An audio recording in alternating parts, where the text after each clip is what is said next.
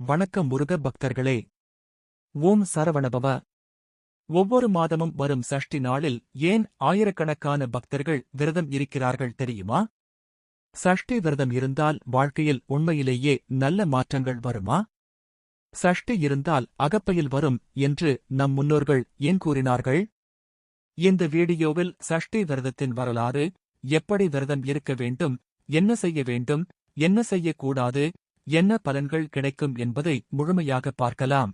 சஷ்டி வரலாறு. அசுரர்களின் கொடுமையால் தேவர்கள் மிகவும் துன்பப்பட்டனர். அவர்களை காப்பாற்ற சிவபெருமான் தனது தெய்வீக சக்தியால் முருகப்பெருமானை அவதரிக்கச் செய்தார். முருகப்பெருமான் தனது தெய்வீக வேலால் சூரபத்மன் என்ற அசுரனை வென்று தர்மத்தை நிலைநாட்டினார். அந்த வெற்றியை நினைவுகூரும் புனித நாளே கந்த சஷ்டி என்று போற்றப்படுகிறது. அதன் பிறகு முருகனை நினைத்து இந்த நாளில் விரதம் இருந்து வழிபடும் பக்தர்களுக்கு அவர் அருள் புரிவார் என்ற நம்பிக்கை தலைமுறைகளாக தொடர்ந்து வருகிறது. சஷ்டி விரதம் எப்படி இருக்க வேண்டும்?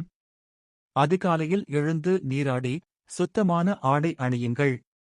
பூஜை அறையில் தீபம் ஏற்றி முருகப்பெருமானை மனதார வணங்குங்கள். வீட்டில் முருகன் படம் அல்லது சிலை இருந்தால் மலர் அணிவித்து பழம் அல்லது பால் நைவேத்தியம் வைத்து வழிபடலாம். முடிந்தவர்கள் அன்று முழுவதும் உபவாசம் இருக்கலாம். அது முடியாதவர்கள் பால், பழம் அல்லது எளிய சைவ உணவை மட்டும் எடுத்துக்கொள்ளலாம். அன்று மது, அசைவம், பொய், கோபம், பிறரை புண்படுத்தும் பேச்சு போன்றவற்றை முழுமையாக தவிர்ப்பது நல்லது. நாளெங்கும் முடிந்த அளவு முருகனை நினைத்து ஓம் சரவணபவ என்ற மந்திரத்தை 108 முறை அல்லது 1008 முறை ஜபிக்கலாம். கந்த சஷ்டி கவசம், திருப்புகள், சுப்பிரமணிய புஜங்கம் போன்றவற்றை பாராயணம் செய்வதும் மிகவும் சிறப்பு. மாலை நேரத்தில் அருகிலுள்ள முருகன் கோவிலுக்குச் சென்று தரிசனம் செய்தால் இன்னும் சிறந்ததாக கருதப்படுகிறது. சஷ்டி விரதத்தின் பலன்கள். மனக்கவலை குறைய இறையருள் துணை புரியும். குடும்பத்தில் அமைதி நிலைக்க பிரார்த்தனை செய்யலாம். வேலை, தொழில், கல்வி போன்றவற்றில் முன்னேற்றம் கிடைக்க இறை நம்பிக்கையுடன் வேண்டிக் கொள்ளலாம்.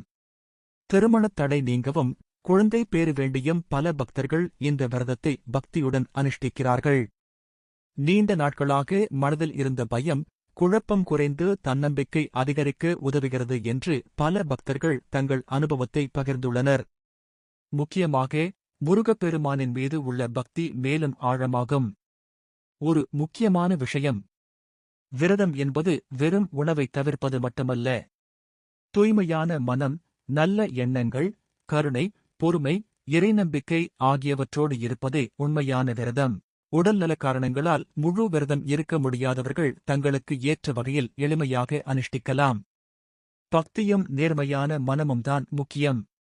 முடிவாக, இந்த சஷ்டியில் முருகப்பெருமானை மனதார நினைத்து வேலவா, என் வாழ்க்கையில் உள்ள தடைகளை நீக்கி நல்ல பாதையில் என்னை நடத்தி அருள் புரிவாயாக என்று பிரார்த்தனை செய்யுங்கள்.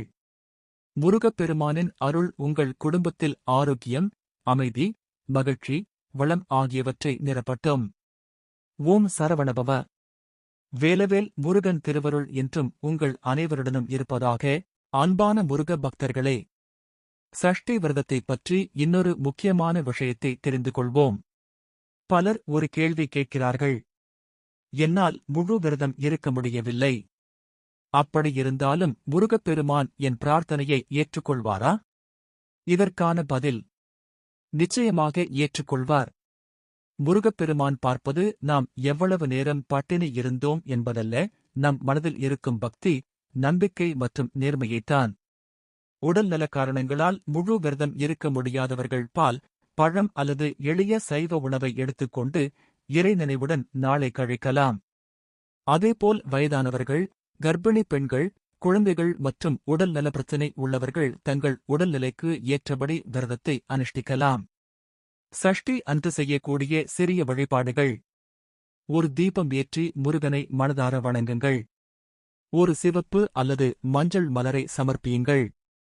முடிந்தால் ஒரு வாழைப்பழம் அல்லது பாலை நைவேத்தியமாக படையுங்கள். குறைந்தது 108 முறை ஓம் சரவணபவ என்று ஜபியுங்கள். அருகிலுள்ள முருகன் கோவிலுக்குச் சென்று தரிசனம் செய்யுங்கள். அன்று என்றால் பசியால் வாடுபவர்களுக்கு உணவு வழங்குங்கள்.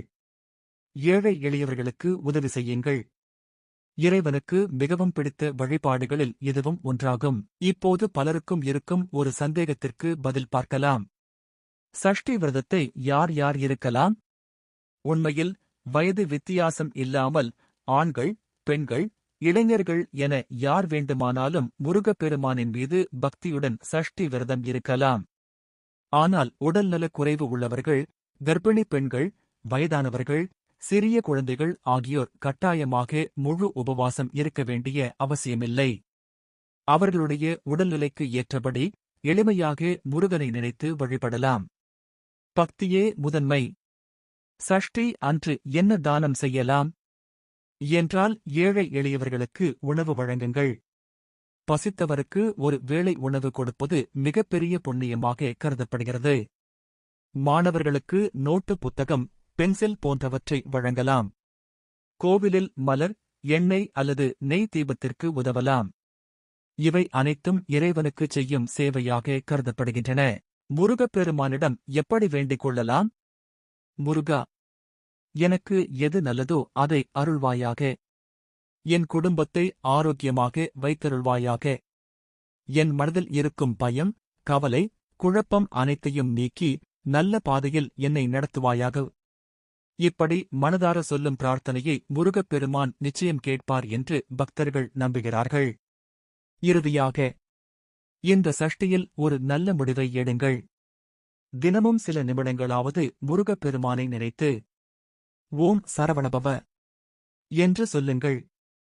அந்த நாமம் உங்கள் மனதில் அமைதியையும் வாழ்க்கையில் நம்பிக்கையையும் வளர்க்கட்டும்.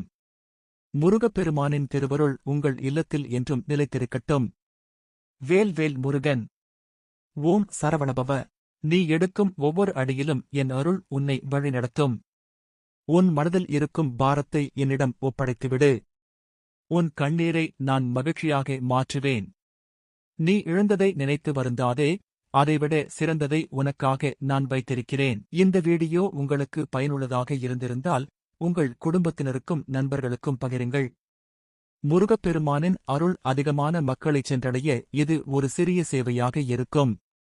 இதேபோன்று முருகப்பெருமானின் வரலாறு, சஷ்டி விரதம், ஆன்மீக தகவல்கள், பக்தி பாடல்கள் மற்றும் தினசரி இறையருள் தரும் வீடியோக்களை தொடர்ந்து பார்க்க எங்கள் சேனலை சப்ஸ்கிரைப் செய்து அருகிலுள்ள பெல் ஐகானை அழுத்துங்கள். இந்த வீடியோ பிடித்திருந்தால் ஒரு லைக் கொடுத்து உங்கள் கருத்தை பகிருங்கள். நீங்கள் பகிரும் ஒவ்வொரு அனுபவமும் மற்ற பக்தர்களுக்கும் ஊக்கமாக இருக்கும். முருகப்பெருமானின் திருவருள் உங்கள் இல்லத்தில் என்றும் நிலைத்திருக்கட்டும். ஓம் சரவணபவ. வேல்வேல் முருகன்.